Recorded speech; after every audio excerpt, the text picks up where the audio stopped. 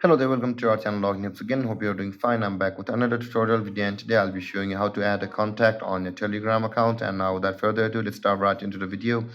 But before that, don't forget to like, subscribe, and hit that bell icon for more videos. Now, to add a contact on your Telegram account, let's first open up our Telegram app.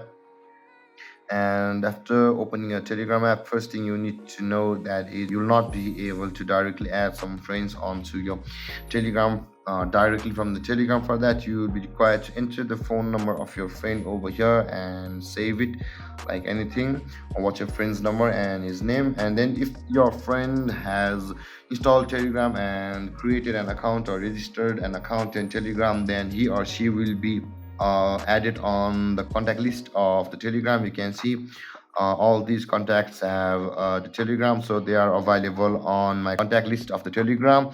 And there, guys, this is how you add a contact on your Telegram account. And if you have any confusions or questions regarding the topic, don't hesitate to comment in the comment section below, and don't forget to like, subscribe, and hit that bell icon for more videos. Thank you for watching, guys. Peace.